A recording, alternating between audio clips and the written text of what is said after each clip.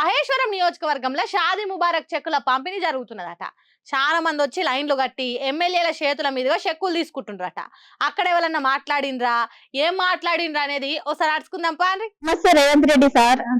सोना देते बोले सोना नहीं दिए, और ऐसे वालों को घर दे रहे, नहीं ऐसे वालों को नहीं दे रहे, और 2500 देते बोले अभी तक दिए नहीं, एक बार भी नहीं दिए।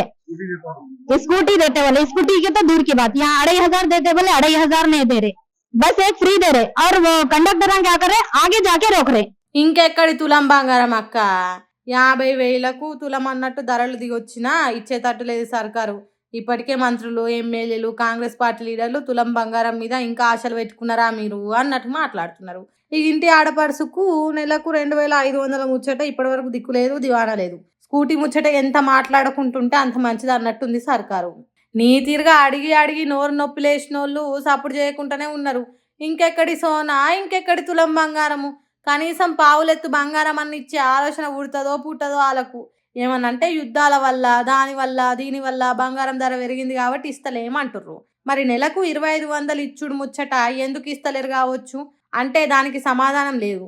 మరి ఈ అక్కకి ఇవన్నీ ముచ్చట్లు తెలిసే ఇట్లా మాట్లాడుతున్నదో, లేకుంటే కాంగ్రెస్ పార్టీ చెప్పిందోటి చేస్తున్నది ఇంకోటి అని కోపం వచ్చిందో తెలియదు. కానీ గట్టిగానే మైక్ పట్టుకొని అడిగింది. షాదీ ముబారక్ చెక్కు ఒక చేతిలో పట్టుకొని ఇంకో చేతిలో మైక్ పట్టుకొని కాంగ్రెస్ సర్కార్ అంటే కాసింత భయం లేకుండా బరాబర్ అడుగుతున్నది. అయ్యా రేవంత్ రెడ్డి సారు, ఏమైందయ్యా నువ్వు ఇస్తానన్న తులం బంగారము ఏడబోయిందయ్యా?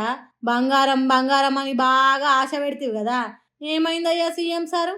ఇంకేంటిది, ఆడోళ్ళకి 2,500 ఇస్తానంటివి కదా, ఆ పైసలు ఏడబోయినాయి సారు?